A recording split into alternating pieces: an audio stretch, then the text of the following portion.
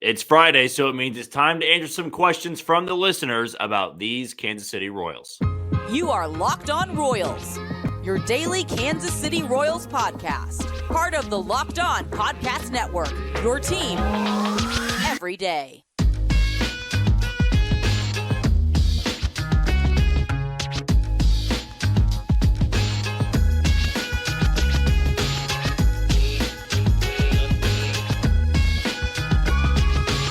You are tuned into another edition of Locked On Royals on the Locked On Podcast Network.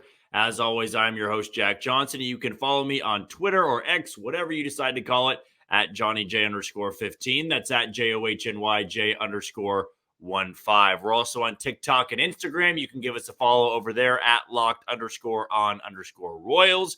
And if you want to catch us on wherever you listen to your podcast, that can be Spotify, Apple Podcast, Amazon Music, Google Podcast. We're also on YouTube, and we are on Odyssey. Very easy to find us on whatever platform you decide to listen to. And if you decide to watch on YouTube, our goal is to get to 1,000 subscribers by opening day 2024, and we're about 120 away from that. So if you've already subscribed, send it to somebody who hasn't so we can get to that 1,000 milestone before the end of March when the Royals take on the Minnesota Twins at Kauffman Stadium for opening day. If you're planning on going to opening day, well, it's a good thing that today's show is brought to you by Gametime. It's the best app to use when going to buy tickets, and that doesn't have to be just baseball. That can be football, that can be basketball, it can be concerts, comedy shows. Does not matter what you're going to be going to. Just take all the stress off your plate. Take all the pressure of finding tickets last minute, whether you're going by yourself, another person, family, extended family. Just go to Gametime, and they'll take care of everything for you. They'll send you the tickets right to the app.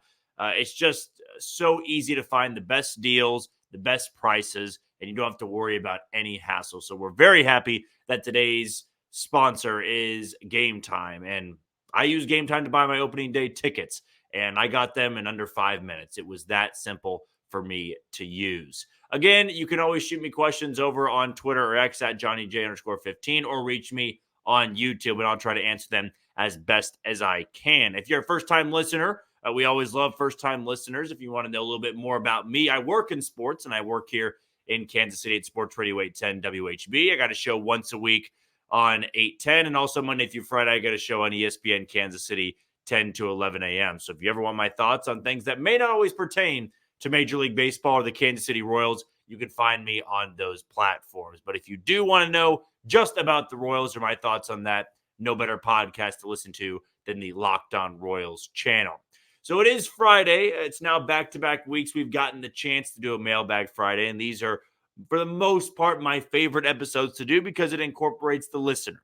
And you can ask whatever you want as long as it's PG and I can say it over this episode. I don't really care what you ask. I'm never going to scoff at a question.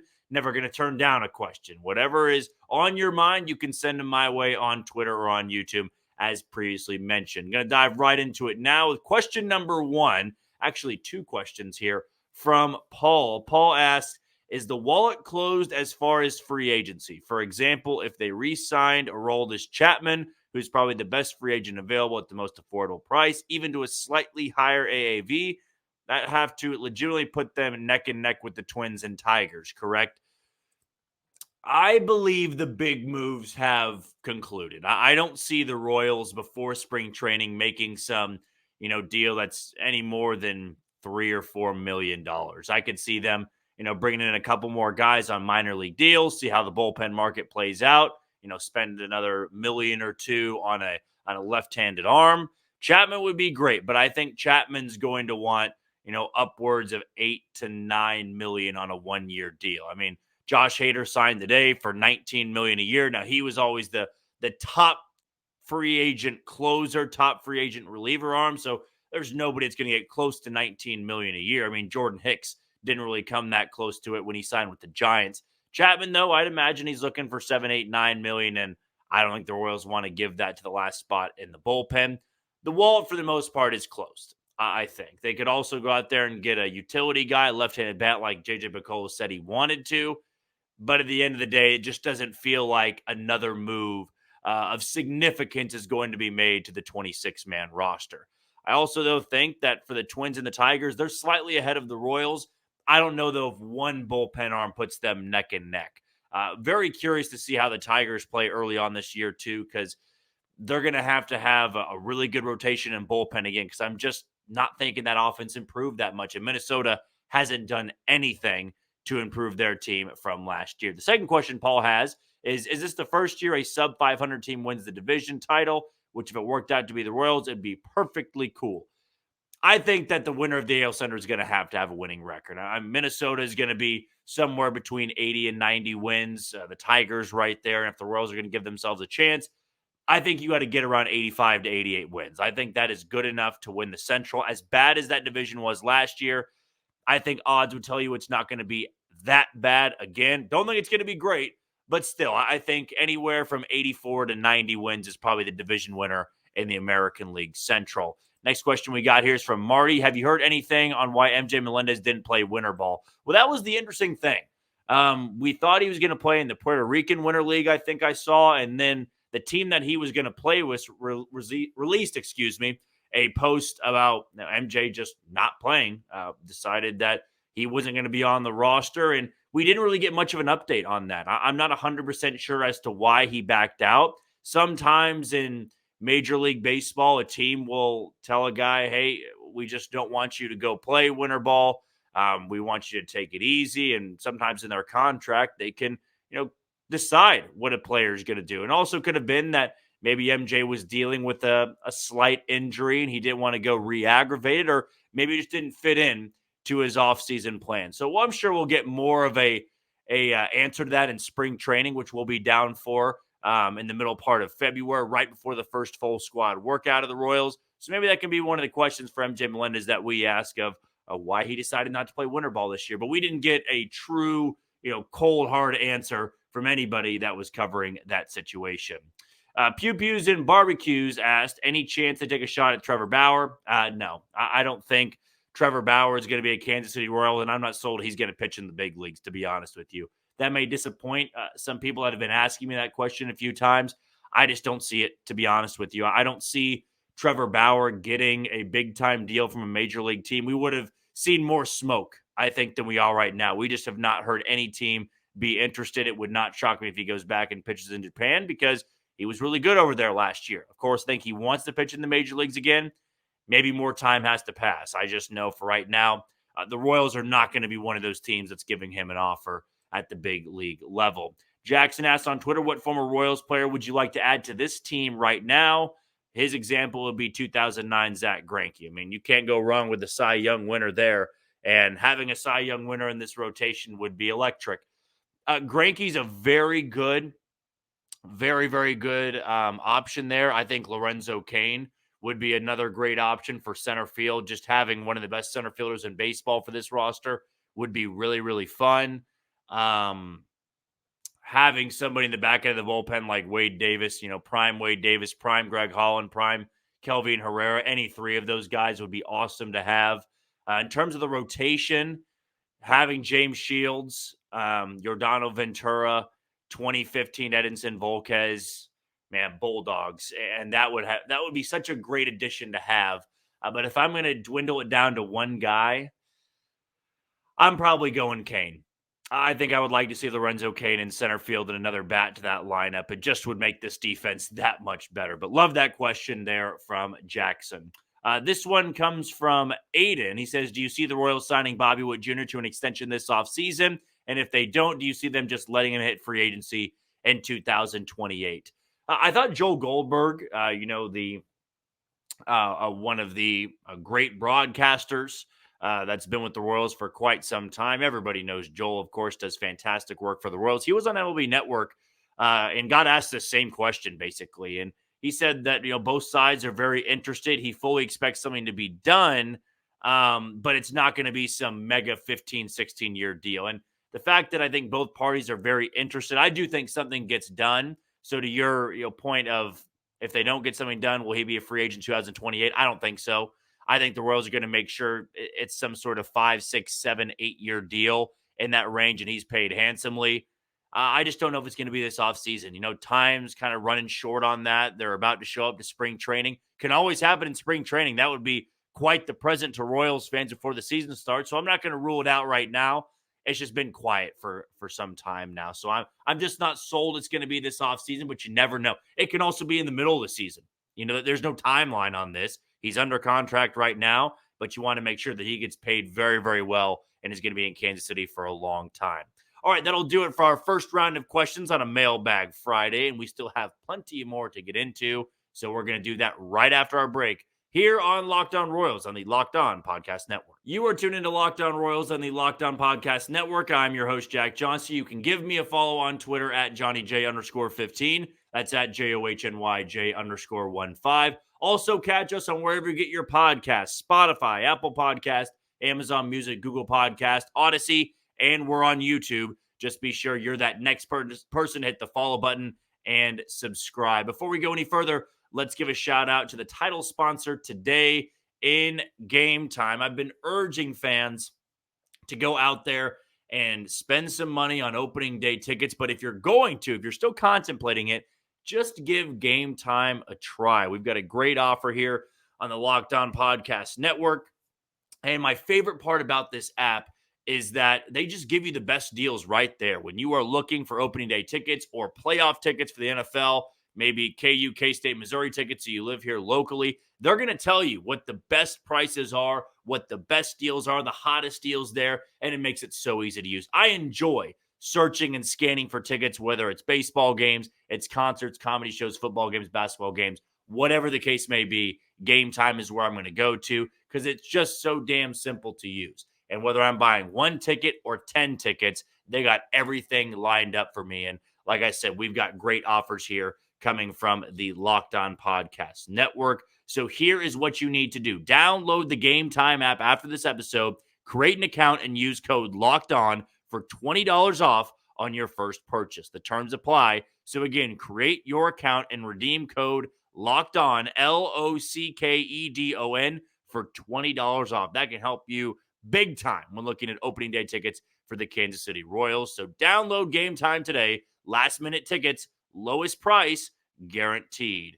Well, we got about 7 or so more questions to dive into from Twitter. And again, if you've ever got questions for a mailbag segment, you can direct message me. You can reach me on Twitter or you can reach me on YouTube. Variety of ways, and I'll make sure to get to every single question that is sent my way. Next one we got here comes from Satchel's Page. He asked, the best DH from Royals' recent history. I feel like it's got to be Kendrys. When talking recent history, Kendrys Morales is probably my vote. It's neck and neck between him and Billy Butler. Billy was incredibly underrated. I'm sure that there's a lot of fans out there saying, well, we treated him like a fan favorite, but I think more so, league-wide, Billy was a really good DH. I mean, a pure hitter. And he's somebody that once he moved on, Dayton Moore and company knew that they didn't want to skip a beat. They wanted to get somebody like Kendrys Morales to come in, drive in anywhere from 90 to 100 runs. He did that. A very high OBP guy. He was never going to play the field. But when you pay a DH, you better hope they hit like a Billy Butler or a Kendrys Morales. So for recent history, I'd imagine those two. I don't know how far back you're wanting me to go. Those two for the 2010s, of course, because they really were the only DHs. Mike Sweeney, a great runner-up if you go a little bit further back. Going back to the early 2000s, Jermaine Dye, if you can count that, but Dye was also in right field. So those are a couple of names I'll throw out there for the best DH in recent history for Royals baseball. Blaze asks, what kind of innings pitched numbers can we expect from our starters? Great question here, because I've been contemplating it myself. For Michael Wacha, I would say anywhere from 140 to 150 innings. Same for Seth Lugo. Those are two guys that last year didn't throw, 180, 190, 200 innings, and I'm not expecting them to in Kansas City. But you get somewhere from 140 to 160 with a lot of value. Your ERA is below 3.7. You're keeping the team in a lot of games. I mean, the best thing about Seth Lugo was, we had, I think it was 16, 17, 18 quality starts last year. I'll take that in a heartbeat. I don't need 200 innings from those guys. So for Wacha and Lugo, anywhere from 140 to 150 is my guess. I think Ragans and Singer are your workhorses. I could probably see Ragans, if he's healthy all year long, getting between 170 to 180. Best case scenario, 180 to 190. Brady Singer, kind of the same thing. Anywhere from 150, 160 is probably the range that he's at. If he has a really good year like 2022, I'm putting him in the 170, 180 category. And then for Jordan Lyles, as a fifth starter and one I don't expect to be there all year long, you're getting 120 to 130. Maybe Daniel Lynch and Alec Marsh make some spot starts. So you're looking at, 100 to 110 innings, depending on when they would take over. But that's where I'm at, to be honest with you, of the inning workload that every starter is going to have in Kansas City, assuming, of course, they are all healthy. Next question we got here is from Big Deucer. He says, should the Royals sign a former Royal, such as Danny Duffy, Mike Moustakas, Eric Hosmer, etc., to a minor league deal with an invite to spring training? I've thought about this. It would be more for the pleasing of the fan base than anything. And I kind of look at it in the same way I did for the Royals bringing Wade Davis back and Greg Holland. I kind of want to remember those guys for what they were, to be honest with you. I was very sad at the fact that the Royals brought back Greg Holland and Wade Davis, and even though those were washes of years, we still had that memory now of those two guys where when they left, we could have had this memory of last time they were Royal, World Series championship, top of their game. I don't want to see guys, on a minor league deal, not playing at all. And I think it's fun to have, the 10-day contract or the 1-day contract to retire a Royal. I just don't see the Royals giving out a minor league deal to a Hosmer or to a Danny Duffy. Moustakas, maybe because they're looking for a left-handed infielder that can play multiple positions. And Moose has played, third base, second base, first base. He was a shortstop coming out of high school. So by definition, he could fit that narrative. To me, though, I just don't see it. And I don't think I want to see it now that I think about it, because I don't want these guys to have that lasting memory in Kansas City, that they're riding the bench and they're not playing every day and they're probably going to struggle in a lineup. The Royals just have better fits. If the only thing that would do, also bringing back Gerard Dyson in 2021, that was much more to, I think, please the fan base than it was to actually get a really good fit for the roster. But not a bad question at all, coming from Big Deucer on Twitter. Mason asked, expectations for Michael after his Winter League performance so far. I mean, everybody knows how high I am on Michael Garcia. I believe that he is somebody that can take off. Man, I think it's all about launch angle for him. If he can start lifting the ball a little more, he hits the ball hard enough, a great sweet spot, hard hit rate, the numbers can become really, really impressive. We know how special he is at the hot corner over at third base. He can be one of the best players on this team, and the Royals can have one of the best left sides in all of baseball, assuming he can carry this momentum into the regular season. But I'm not going to stop short of an all-star appearance. If he does really translate well, he's also still very young, and he's got to do a couple of things at the plate, tweaking himself to make him an all-star candidate. But if he's not, I think the best comparison is the American League version of Ke'Bryan Hayes with the Pittsburgh Pirates. Great defense, got to tap into the power a little bit more, but hits the ball incredibly hard and can be a tough out at the top of the lineup. Next question we got here. Let's see here, 4 more so to answer real quickly. Tom asks, how can the Royals get off to a better start in April? Seems like every year we lose 8 of 10 at some point and are behind the 8 ball all year. That's going to be the kicker for this Kansas City team. If you want to have interest from the fan base, you can't have a bad start in April. To me, it's about the offense. It's so cold that pitching is going to be pretty good. They're facing offenses that have to play in 40-degree weather, and you can use that to the advantage. Last year, the Royals had no offense in April. It's got to start hot. You just be a middle-of-the-league offense. Maybe you can eke into the top 10. You're going to be just fine. That's what we saw from the 21 team when they were 16-9 at the end of April, because their offense got hot, though their pitching down the stretch wasn't very good. I'm not worried about the pitching being good in April. I'm more so concerned about, can this offense get things going? And that's going to be the big question mark for them moving forward. JT asked, what pitcher do you think could break out next year? Additionally, who would you rather or consider to be the ace or X factor of the bullpen? Breakout candidate would probably be Cole Ragans. just because we didn't get him for a full season last year. I think he can really pop onto the national stage this year, assuming he can stay healthy. And the X factor in the bullpen to me, James MacArthur or John McMillan, two guys I think have the best stuff in the bullpen. We just haven't seen it for an extended period of time. So those two to me would be the X factors of the bullpen. RB Carr asks on Twitter, with the Bally's Amazon news that will kick off will that kick off more spending by a team in the last week of spring training, especially teams like the Twins, Guardians, Mariners, Rangers, etc., that were claiming they were concerned about TV revenue deals this winter. I guess we could see it.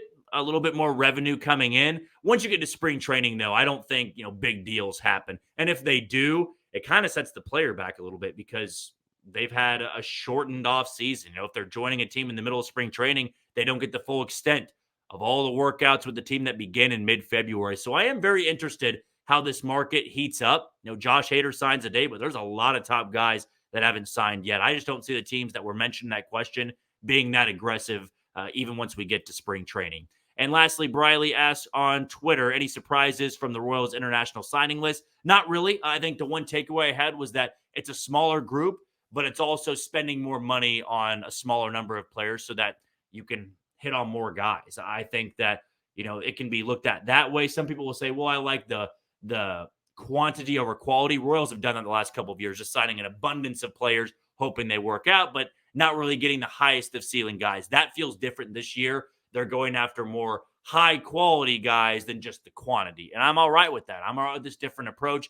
Was very excited to see them go after a couple of guys from Cuba because that's a different approach and thinking outside the box, in which the Royals have not done that over the last half decade or so. Well, that wraps up our Mailbag Friday segment of the week. Appreciate all the questions and keep them coming. Even if you send in one late, I'll answer it on Twitter. No problem. Again, you can shoot them over to me at JohnnyJ_15. Before we wrap up our final episode of the week, I want to go over some breaking news that happened this morning involving an exhibition game coming to Northwest Arkansas involving the Naturals and the Royals, coming up right before opening day. We'll dive into that next on Locked On Royals. You are tuned into Locked On Royals on the Locked On Podcast Network. I'm your host, Jack Johnson. Follow me on Twitter or X at JohnnyJ_15. That's at JOHNYJ_15. And you can catch us on wherever you get your podcasts: Spotify, Apple Podcast, Amazon Music, Google Podcast, Odyssey, and we're on YouTube. Just be sure to hit that follow button and subscribe. Before we go any further, a shout out to FanDuel, one of the other sponsors today. And the NFL regular season has wrapped up. We're full swing into the NFL divisional round, but there's still time to get in on the action with FanDuel, America's #1 sportsbook. Right now, new customers get $150 in bonus bets guaranteed when you place a $5 bet. That's $150 in bonus bets, win or lose. The app is so easy to use, and there's so many different ways to bet, like live same-game parlays, finding bets in the new Explore tab, making a parlay in the Parlay Hub, which is the best way to find popular parlays, and much, much more. So visit FanDuel.com/lockedon and make your first bet a layup. FanDuel, the official partner of the NFL. And don't be shy of having your first round of bets happening this weekend. It's fun. You've got, 4 divisional round games coming up. There's NBA games. There's college basketball games. FanDuel is the place to go. They got a lot of great parlays lined up for you, great deals to do. Don't just throw away your money. I've already got a couple bets down for the NFL games this weekend. Find your style. Find what you excel at and start placing some money today. And don't waste any time. Go sign up for FanDuel and let them know that Locked On Royals sent you here. We love them being a big-time sponsor for our episodes every single week. So create your account, start placing some bets before the big games this upcoming weekend. And real quickly, a shout-out to Locked On Sports Today. It's here for you 24/7, covering the top sports stories of the day with the local experts of Locked On, plus our national shows covering every league. Go to Locked On Sports Today on YouTube and subscribe to the first-ever national sports 24/7 streaming channel. The Royals and Naturals are going to have an exhibition game coming up at Arvis Park in Northwest Arkansas. The Royals will leave surprise and then go have this exhibition game against some of the young prospects the Royals have, and should be a lot of fun. I think this is a great deal that the Royals are doing. It's going to help out not only the Royals, but I think it's going to help out the Naturals. They're going to be a packed stadium down there. I've been to Arvis Ballpark, and it's gorgeous. It's going to be on a Monday. the day after my birthday, actually, March 24th. This will be on March 25th. And I was actually there at the last exhibition game against a minor league affiliate, to my knowledge. I can't remember if they've done it the last couple of years, but I was in Omaha in 2018 when the Storm Chasers actually beat the Royals, at least the piece together Royals. The starters played, I think, one inning, and then it was kind of minor league affiliate versus minor league affiliate. It's fun, though. You get a chance to see some of the stars out there. I'm sure there'll be some autograph sessions and stuff.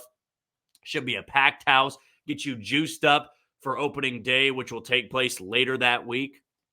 It's just kind of a little appetizer, if you will, a little teaser to the Major League Baseball season. No idea who is going to be in the lineup. No idea who's going to be starting. I think if I remember correctly, like Josh Stallmont started for the Storm Chasers in that 2018 game. And it was this chance for Royals fans to see some prospects that you may not get to see this year or you won't see till later on in the summer. I think it'd be great for the sport and great for this organization. If you get somebody like a Mason Barnett starting, you'll probably get to see Javier Vaz, who had just got to AA Northwest Arkansas last year. You're looking at Caden Wallace. I mean, it's going to be exciting. And it's a good growing opportunity for all parties involved. You don't want any of the Royals starters to get banged up.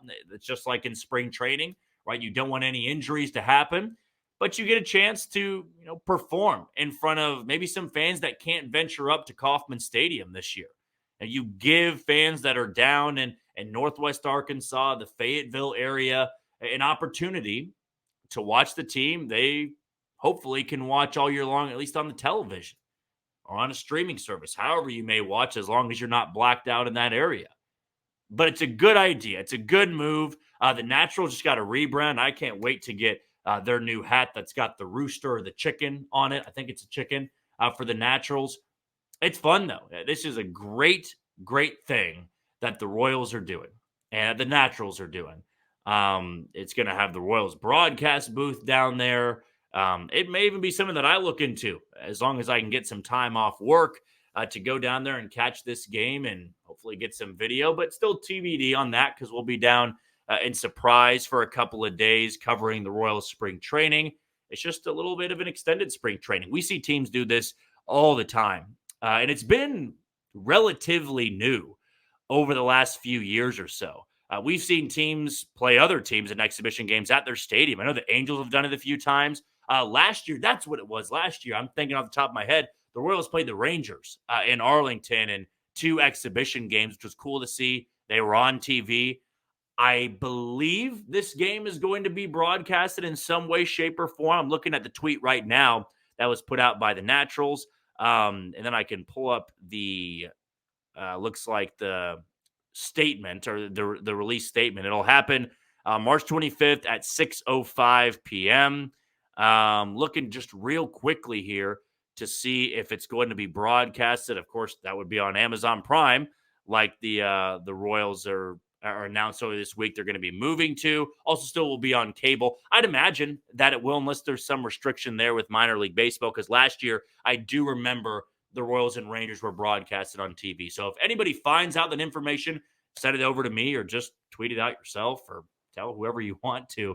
But that I just love this deal. I love this deal because I've been to Arvis Ballpark. I've been to Warner Park, a lot of the minor league affiliates of the Royals. And man, to talk to some people there, fans that are from the area, how much they love baseball. They just don't get the chance to see the Royals in action a lot. This is a great time for that.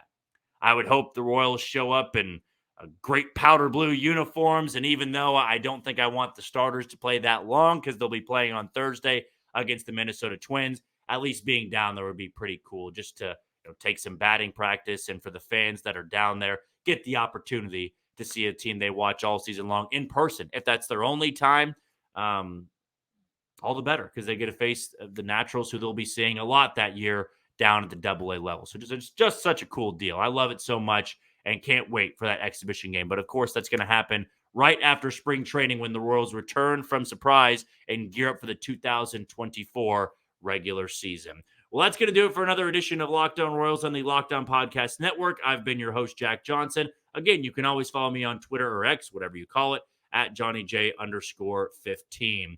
And since that'll be our last episode of the week, we won't be back until Monday or Tuesday. But I'm going to open things up again. If you've got a segment idea you want me to get into, you ask a question, leave it below on this podcast episode, and I'll try to cram it all together for 3 episodes next week, just so we can make this kind of an extended Mailbag Friday of some things that may have crossed your mind or you didn't think to ask before we got this episode out. So next week, going to be very listener-based. That if you got some segment ideas, stuff you want me to talk about, I'll be sure to get into it. But before we go, one last shout out to Locked On Sports Today. It's here for you 24/7, covering the top sports stories of the day with the local experts of Locked On, plus our national shows covering every league. Go to Locked On Sports Today on YouTube and subscribe to the first ever national sports 24/7 streaming channel. You have a great weekend, and we will talk to you early next week, Kansas City.